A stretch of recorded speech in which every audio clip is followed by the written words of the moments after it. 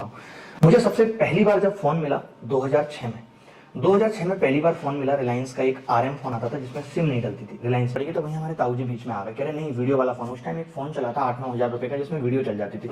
उन्होंने नहीं दिलाने दिया या पिताजी का बजट नहीं था, कुछ नहीं कहा जा सकता, बट हमें फ़ोन मिला नोकिया 1600। पिता अपनी बच्चों की ख्वाहिशों के लिए क्या कुछ नहीं करता। और मैं अब मुझे याद आता है कि मेरे पिताजी की उस वक्त स्थिति कोई बहुत बढ़िया नहीं थी। अभी मैं 14 प्रो मैक्स खोल रहा हूँ। हेलो नमस्कार, कैसे हैं आप सब। मैं अभिनय। आज कुछ एक ऐसी वीडियो बनाने का मन था। आज बहुत सारे बच्चे जब मेरे हाथ में फ़ोन्स देखते हैं तो बड़ा अट्रैक्ट होते हैं, यार सर का फ़ोन बड़ा अच्छा है। ये फ़ोन की कहानी कैसे शुरू हुई आज मैं आपको अपने पहले फ़ोन से और अब तक के सारे फ़ोनों के बारे में बताता हूँ।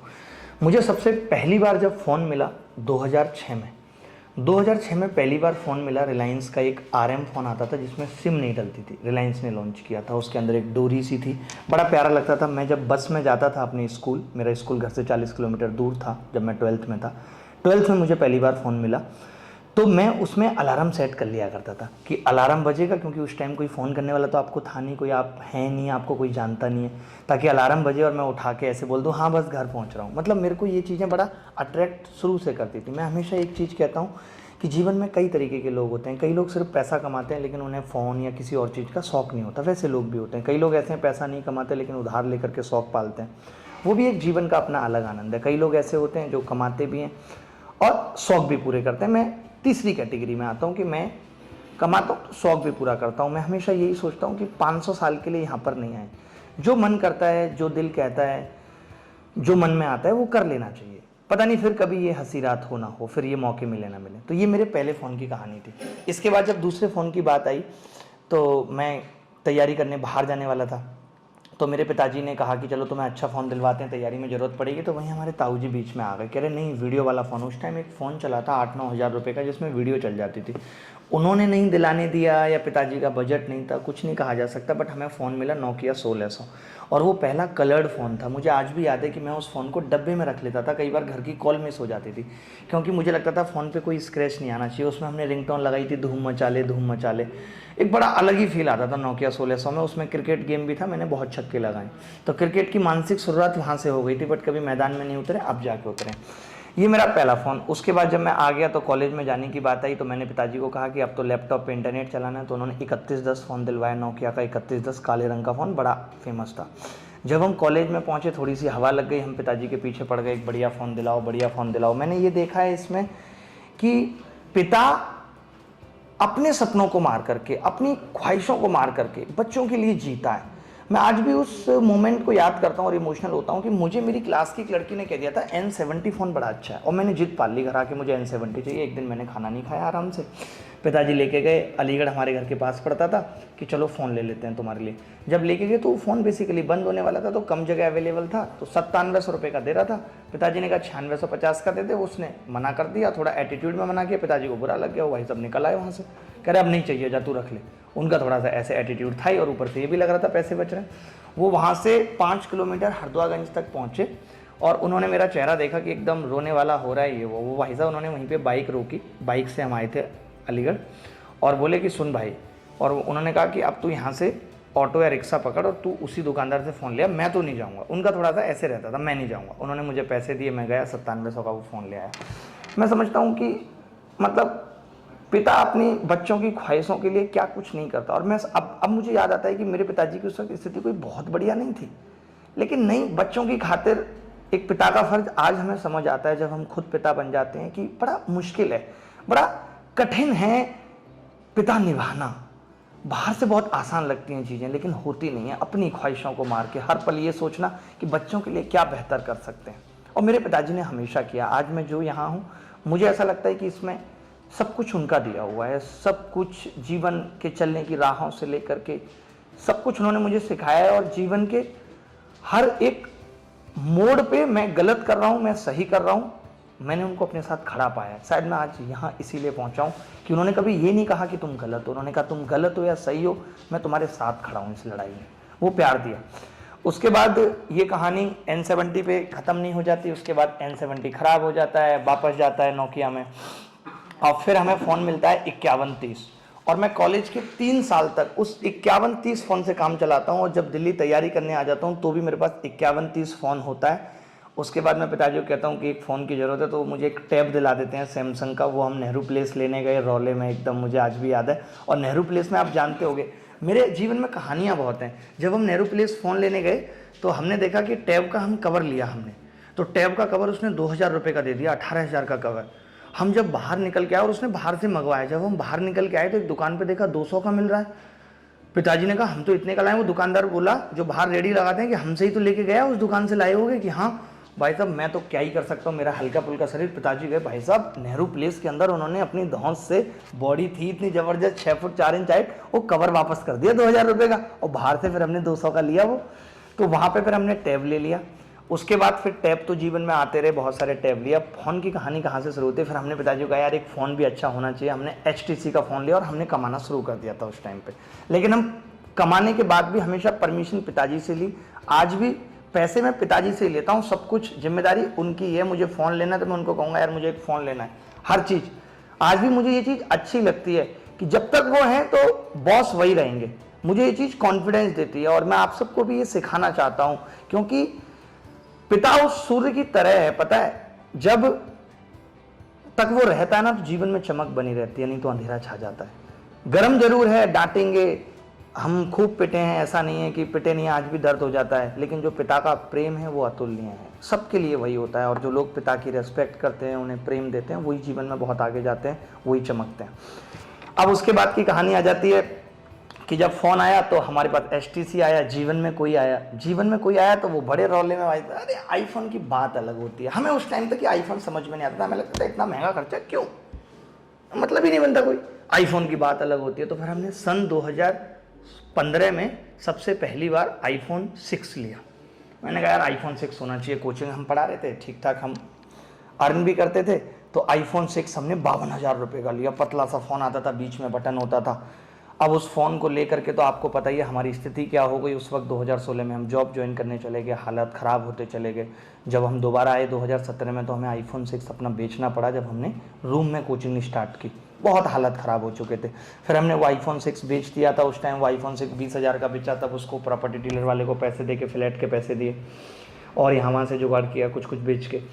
तो iPhone 6 के बाद कहानी शुरू होती है iPhone 7 की, और बहुत लंबी या पुरानी बात नहीं है, 2017 की बात है, जुलाई अगस्त की iPhone 7 आया। हमने पिताजी से 10,000 रुपये लिए, और उससे 10,000 रुपये लिए, और EMI पे हमने iPhone 7 ले लिया। मैंने कहा ख्वाब बड़े होने चाहिए, 6 बिका है, अब 7 आएगा। iPhone 6 उसके बाद 7 हमने ले लिया, और 7 के 3 महीने बाद या 4 महीने बाद iPhone 8 आया। 5-6 महीने के बाद ही शायद एप्पल ने लॉन्च किया बहुत जल्दी iPhone X। फिर हमने सीधे iPhone X लिया 84,000 रुपये का, सीधे iPhone X।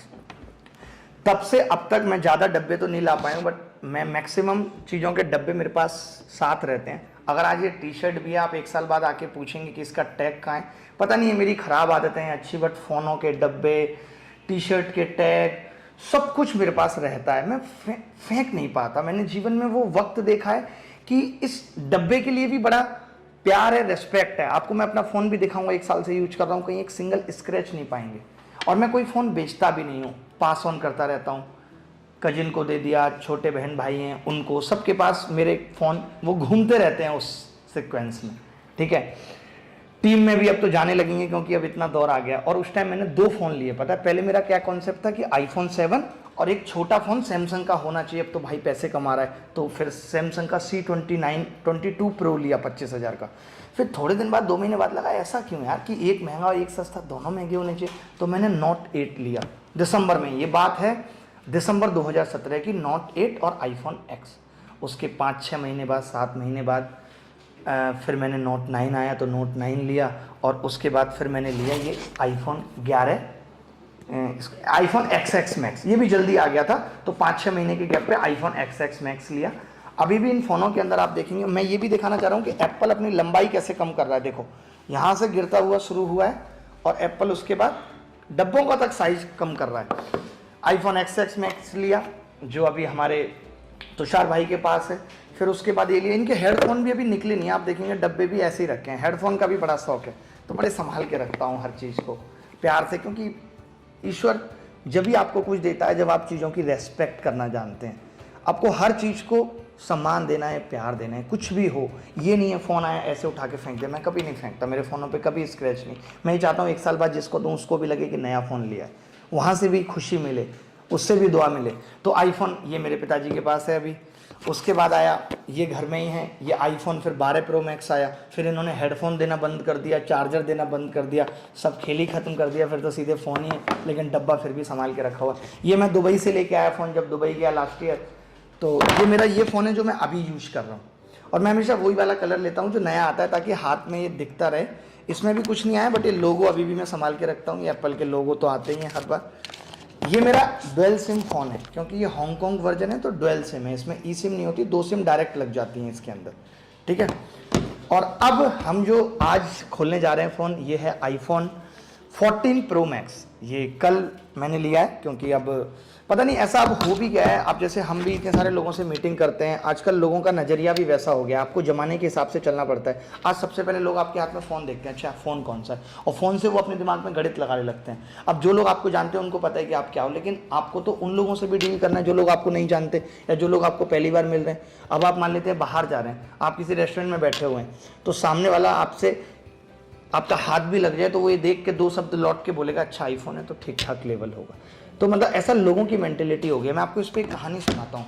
भगवान श्री कृष्ण एक बार दुर्योधन से मिलने जा रहे थे, तो उनसे पूछा गया कि आप महाराज, सारथी ने पूछा 3-4 घंटे से तैयार हो रहे हैं, क्या वजह है, किससे मिलने जा रहे हैं? उन्होंने कहा दुर्योधन से मिलने जा रहा हूँ। तो उन्होंने कहा कि दुर्योधन से मिलने जाने के लिए इतने तैयार होने की क्या ज़रूरत है, उससे मिलने के लिए प्रभु आप इतनी मेहनत कर रहे हैं।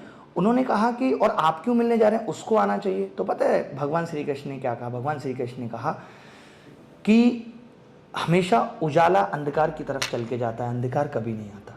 और तो इसमें कभी अपने आप को ऐसा नहीं समझना चाहिए कि हम किसी से मिलने जा रहे हैं तो हम छोटे हो जाएंगे। नहीं, अकड़ नहीं रखनी है जीवन में। अकड़ तो मुर्दे की पहचान होती है, झुकते तो वो हैं जिनमें जान होती है। तो भगवान श्री कृष्ण ने कहा कि दुर्योधन मेरी आंतरिक सुंदरता को नहीं पहचान सकता, वो मुझे मेरे कपड़ों, मेरे मोबाइल, इन सब से जज करेगा कि मैं क्या हूँ। वो अंदर की सुंदरता को नहीं पहचान सकता। तो समाज के 70-80% लोग या जिनसे आप मिलते हैं, आज दुनिया ऐसी हो गई है जो आपकी आंतरिक ब्यूटी को नहीं समझ सकती, वो आपको बाहर से जज करती है, बाहर से देखती है। तो आपको भी ज़माने के हिसाब से चलना पड़ता है। जो नहीं चलते वो नोकिया की तरह ख़त्म हो जाते हैं। आज नोकिया नहीं है कहीं भी। क्यों नहीं है? क्योंकि वो ज़माने के हिसाब से नहीं चला, एंड्रॉयड की ज़रूरत थी, नहीं आ पाया। तो अभी हमारे सामने जो फ़ोन है, उसके बाद तो फिर मैं सैमसंग के अच्छे फ़ोन यूज करता हूँ। फिलिप कुछ दिन यूज किया, तब से फोल्ड आया, तब से फोल्ड यूज कर रहा हूँ। तो अभी मेरे पास सैमसंग का फोल्ड है जो लेटेस्ट लॉन्च किया इन्होंने। और तो अभी हमारे पास फ़ोन है। और ये जितने भी फ़ोन मैंने आपको दिखाए, ये कोई भी मुझे MRP पे नहीं मिला। ये बहुत दुख की बात है। अगर आप इस वीडियो पे हैं और आप ऐसा कर सकते हैं हमारे लिए अगली बार से, तो ज़रूर करिएगा। हर फ़ोन ऐसे समझ लीजिए कि बहुत मुश्किल से अरेंज होता है। अभी मैं 14 प्रो मैक्स खोल रहा हूँ।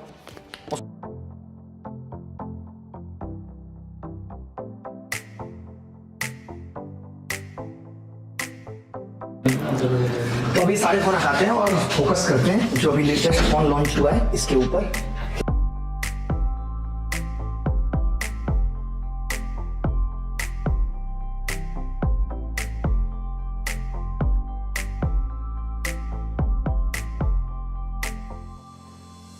जब आपको कोई चीज बहुत मेहनत से मिलती है, बहुत शिद्दत से मिलती है, वाओ ये तो बहुत नाइस कलर है। दुकानदार झूठ बोल रहा था कि गर्लिश कलर है, ये गर्लिश है। कितना प्यारा कलर है, कितना प्यारा कलर है। सोचो, केवल एक छोटी सी केबल दी है और हम लोग हमेशा चार्जर को इतना दूर रख के चार्ज करते हैं, हमें बड़ी केबल की ज़रूरत पड़ती है। तो इस बार ये केबल का भी कोई काम नहीं रहेगा हमारे लिए। बट फ़ोन देख करके बहुत अच्छा लग रहा है। सारा डेटा, ये एक बड़ी टेंशन भी होती है कि फ़ोन को मैं आपको खोल के दिखाता हूँ फ़ोन, और बंद भी करेंगे हम इसे अभी एज इट इज, क्योंकि ये देखो आप, इन्होंने जो बता रहे थे यहाँ पे रेंज ख़त्म कर दी है फ़ोन की। डायनामिक आई स्लाइड, देख फीचर बहुत हैं, डायनामिक चिप डाली है, अलाना फलाना टिमका, क्या अपने को क्या मतलब, अपने को 2 सेल्फी बढ़िया आनी चाहिए बस। कभी ज़रूरत पड़े तो हम तो वो भी नहीं लेते। हाथ में फ़ोन हो तो बस थोड़ा सा लगे कि यार ठीक है, अच्छा फ़ोन हमने पकड़ा हुआ है। हम इतनी टेंशन नहीं लेते। ये ऊपर मोटे मोटे कैमरे लगे हुए हैं, इससे आजकल फ़ोन और सीधे नहीं रखा जाता। हम ज़्यादा नहीं सोचते, इतना बढ़िया ठीक है, 1 साल चलाना है। अच्छा फ़ोन में क्या बेसिक अंतर है आप देख सकते हैं। अगर मैं कहूँ कि इसमें क्या अंतर है बेसिक, तो सिर्फ कलर के सिवा कोई अंतर नहीं है। थोड़ा छोटा भी कर दिया यार इस पर, थोड़ा छोटा कर दिया इस पर, पतला भी कर दिया, छोटा भी कर दिया। या तो वो कवर में, कवर में है, लेकिन इससे क्या मतलब है। और वही एक बटन, एप्पल इतनी बदमाशियां कर रहा है, मैं क्या बताऊं। बस केवल और केवल हम सबके इमोशंस के साथ खेल रहा और कुछ नहीं कर रहा। ना कोई चेंज करता है ना कुछ है, बस हल्का सा ये काला हटा दिया, उधर से ये पीला हटा दिया। अरे इससे क्या, काले को गुलाबी कर देते, हम मान लेते। ये बटन हटा देते, ये ऐसे ऑफ और ये नोट वाला इतना कर देते कि हम लोग एंड्रॉइड की तरह कुछ चीजें इसमें भी यूज कर पाए।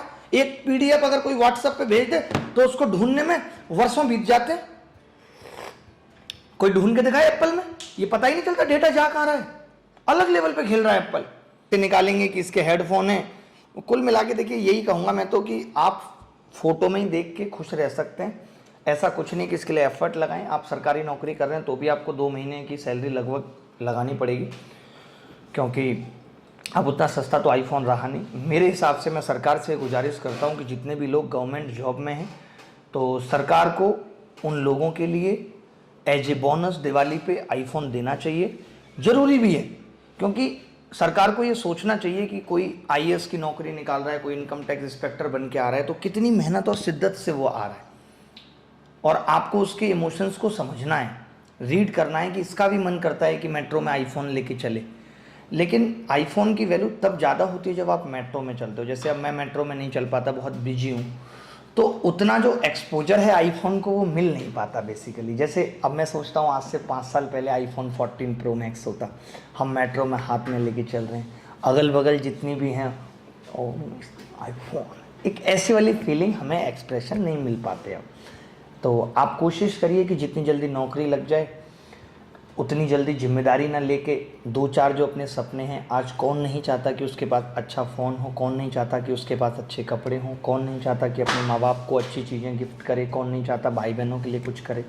तो इन सब चीज़ों को पाने के लिए, इन सब इच्छाओं को, देखिए जीवन कैसे कटेगा आप मुझे बताइए, कैसे बीतेगा जीवन में, कैसे खुशियाँ आएंगी। एक दिन तो आ जाएंगी, चलो आज नौकरी लग गई, आगे कैसे आएंगी। तो सेलिब्रेशन हर वक्त चलाते रहना पड़ेगा। कभी आपने कोई फ़ोन छोटा सा पिताजी के लिए गिफ्ट कर दिया, कभी माताजी के लिए कर दिया।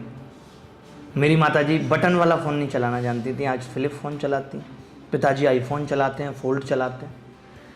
तो यही सब जीवन की खुशियाँ हैं जो हम अपने परिवार, अपने माँ बाप, अपने भाई बहन और फैमिली में बांटते हैं। खुशियाँ बांटने का तरीका ही प्रोसेस ऑफ लाइफ है। ज़िंदगी जीने के लिए ये सब करना ज़रूरी है, नहीं तो ज़िंदगी बीतेगी कैसे। हर दिन कोई छोटा सा काम कर लिया, खुशी मिल गई। अब कल मैंने आईफोन ले लिया, आज वीडियो बना के डाल दिया, खुशी मिल गई। ऐसे जीवन में परमानेंट खुशी कभी नहीं आएगी, आपको छोटी छोटी खुशियाँ बटोरनी पड़ेंगी, और ये तरीके रहे हैं बटोरने के। इस वीडियो को बनाने का पर्पज़ बस इतना ही था कि मैं चाहता था कभी आपसे अपने फ़ोन की जर्नी शेयर करूँ कि कैसे कैसे फ़ोन हम भी सोचते थे हमारे पास अच्छा फ़ोन हो, और कैसे वो चीज़ें हुई हैं। बाकी आप सब जर्नी के बारे में जानते ही हैं। तो यहाँ तक का सफ़र जो रहा है नोकिया 1600 और रिलायंस के उस फ़ोन से, वो कैसे कैसे बीता है। और अब ये रहता है कि फ़ोन जिस दिन लॉन्च हो तो उस दिन मेरे पास आ जाए। तो ये फ़ोन आ गया था अभी मेरे पास 2-3 दिन से, बट वीडियो बनाने का वक्त नहीं मिल रहा था, और फिर वीडियो एडिट भी हुई है। तो आपको 2-3 दिन तो एडिटिंग में ही लग गए, यानी ये फ़ोन 4-5 दिन पहले था। बट अब खोलने का मौका अभी क्या है। अब आप सोच रहे होगे कि सर ने तो फ़ोन खोल लिया, नया फ़ोन यूज करेंगे। ऐसा बिल्कुल भी नहीं होगा, बिल्कुल भी नहीं होगा। अभी मैं इसको एज इट इज ऐसे ही पैक करूँगा। क्यों? क्योंकि अभी इस पर टेम्पर्ड नहीं है, टेम्पर्ड अभी नहीं है, और इसके पास वो भी नहीं है अभी, क्या बोलते हैं, इसका कवर नहीं है अभी। तो जब कवर आ जाएगा और टेम्पर्ड आ जाएगा तभी हम इस फ़ोन को निकालेंगे।